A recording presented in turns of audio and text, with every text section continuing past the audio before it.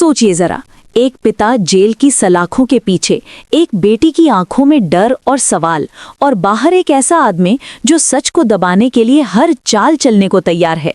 अब अगर आप इस कहानी का एक एक ट्विस्ट सबसे पहले जानना चाहते हैं तो अभी इसी पल चैनल को सब्सक्राइब कर लीजिए, क्योंकि आगे जो होने वाला है वो आपकी धड़कनें बढ़ा देगा।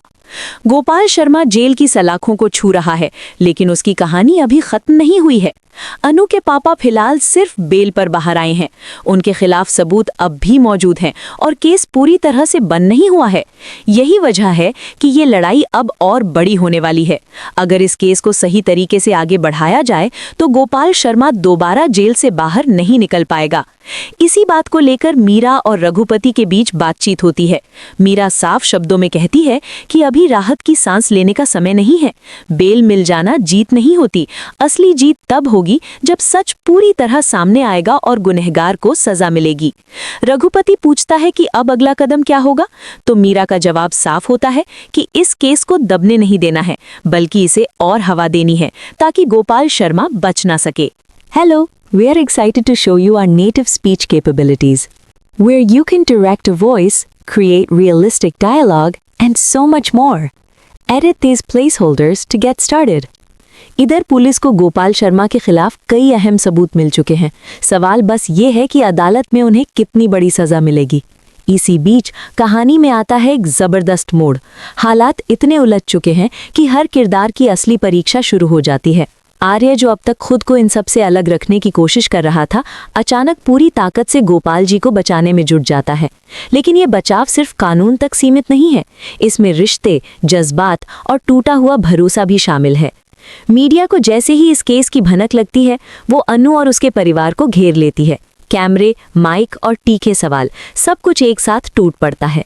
अगर आप ऐसे ही हर नए मोड़ की अपडेट चाहते हैं तो चैनल से जुड़े रहिए और सब्सक्राइब जरूर कीजिए। कहानी अब और भी धमाकेदार होने वाली है। एक तरफ आर्य पुलिस स्टेशन पहुंचता है, जहां वो देखता है कि मानसी बेकाबू होकर अन्नू पर चिल्ला रही है। मानसी के शब्द अन्नू के दिल को चीर रहे होते हैं। वो बिना सोचे समझे अन्नू को हर बात के लिए दोषी ठहरा रही होती है। आर्य ये सब देखकर बीच में आता है और मानसी को सख्ती से चुप करा देता है। वो साफ कह देता है कि इस वक्त ड्रामा नहीं, सच की जरूरत है। मजबूर होकर मानसी को वहां से जाना पड़ता है, लेकिन उसके शब्द अन्नू के दिल में रह जाते हैं। मानसी के जाने के बाद एक और बड़ा ट्विस्ट सामने आता है। आर्य अपने असर का इस्तेमाल करके गोपाल जी की बेल की प्रक्रिया पूरी करवा देता है। गोपाल जी और पुष्पा जी को बाहर भेज दिया जाता है, लेकिन आर्य खुद अनु को अपने साथ ले जाता है।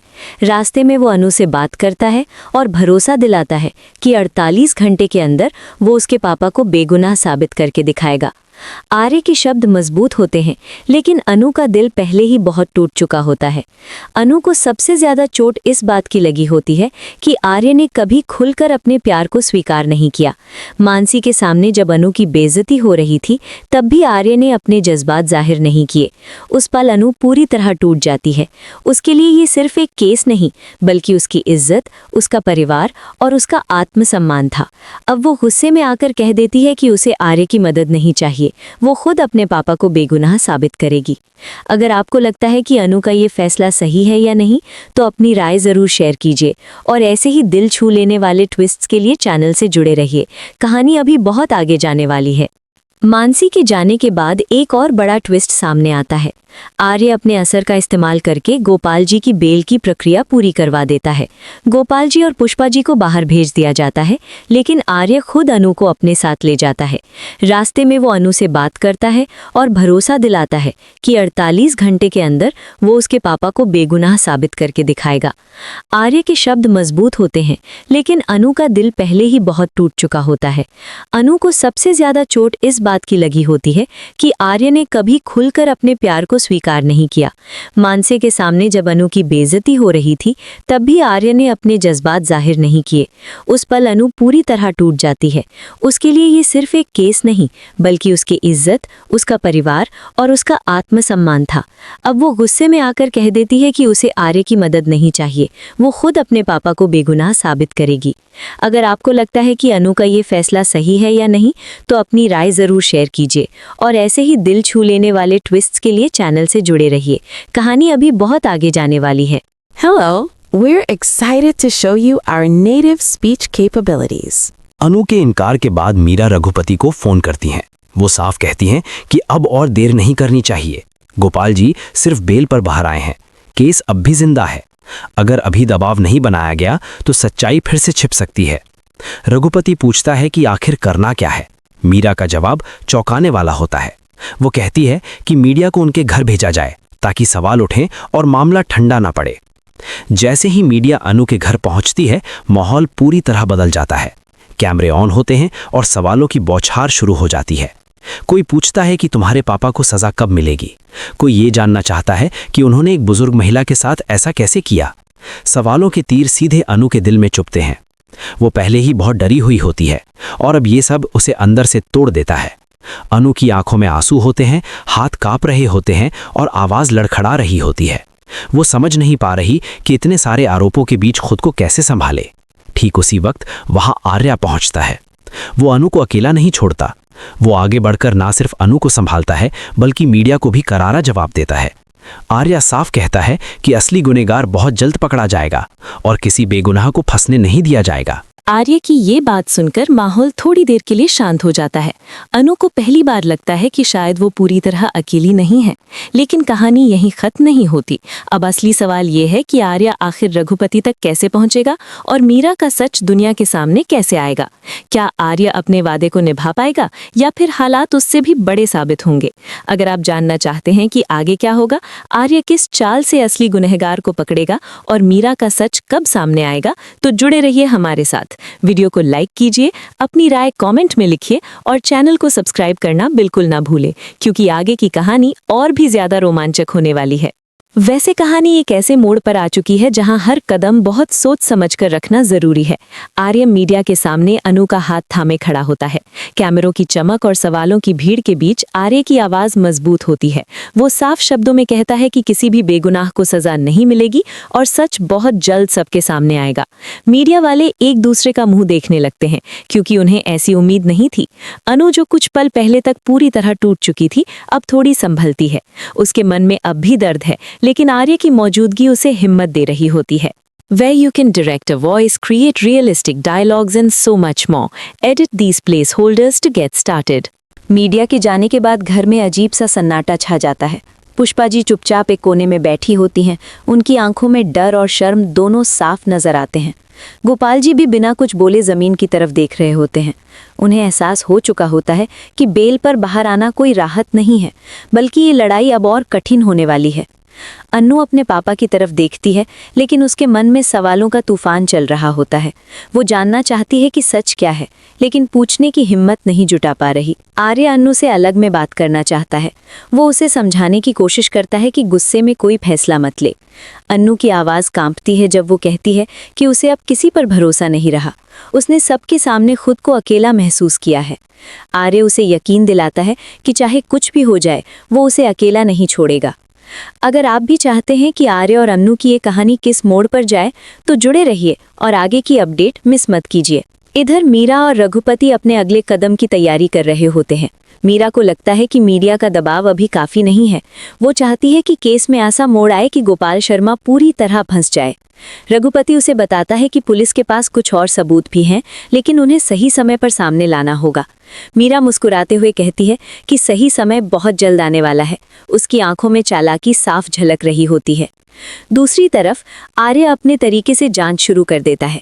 वो पुराने केस फाइल्स खंगालता है, गवाहों से मिलता है और हर उस कड़ी को जोड़ने की कोशिश करता है जो अब तक नज़रअंदाज हुई थी। उसे धीरे धीरे समझ आने लगता है कि इस पूरे मामले में सिर्फ गोपाल शर्मा ही नहीं, बल्कि कई और लोग भी शामिल हैं। आर्य को शक होता है कि रघुपति की भूमिका सिर्फ एक मददगार की नहीं है, बल्कि वो खुद भी इस खेल का हिस्सा है। अन्नू भी चुप बैठने वालों में से नहीं है। उसने ठान लिया है कि वो अपने पापा की बेगुनाही खुद साबित करेगी। वो पुराने पड़ोसियों से मिलती है, उस दिन की बातें याद करने की कोशिश करती है और हर छोटी से छोटी जानकारी इकट्ठा करती है। कई बार उसे निराशा हाथ लगती है, लेकिन वो हार नहीं मानती।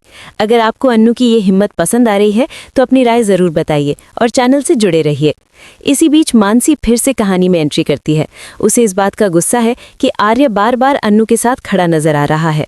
मानसी आर्य से सवाल करती है कि आखिर वो क्यों अन्नू की इतनी परवाह कर रहा है। आर्य साफ कह देता है कि इस वक्त किसी के रिश्ते या ईगो से ज्यादा जरूरी सच है। मानसी को ये बात चुभ जाती है और वो मन ही मन कोई बड़ी चाल चलने का फैसला कर लेती है। एक दिन अचानक पुलिस अन्नू को पूछताछ के लिए बुलाती है। अन्नू घबरा जाती है, लेकिन आर्य उसे हिम्मत देता है। पुलिस स्टेशन में सवालों की लंबी लिस्ट होती है। अन्नू हर सवाल का जवाब ईमानदारी से देती है। पुलिस को उसकी बातों में सच्चाई नजर आती है, लेकिन कानून सबूत मांगता है। अन्नू को एहसास होता है कि सिर्फ सच बोलना काफी नहीं, उसे साबित भी करना होगा। इधर मीरा को जैसे ही पता चलता है कि अन्नू पुलिस से मिल रही है, वो और सतर्क हो जाती है। वो रघुपति को फोन करके कहती है कि अब ज्यादा सावधान रहने की जरूरत है। रघुपति उसे भरोसा दिलाता है कि सब कुछ कंट्रोल में है, लेकिन अंदर ही अंदर वो भी डरने लगता है। उसे लगता है कि आर्य धीरे धीरे उसके बहुत करीब पहुंच रहा है।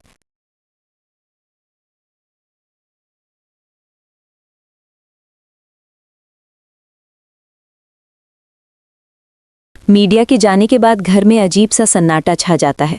पुष्पा जी चुपचाप एक कोने में बैठी होती हैं। उनकी आंखों में डर और शर्म दोनों साफ नजर आते हैं। गोपाल जी भी बिना कुछ बोले जमीन की तरफ देख रहे होते हैं।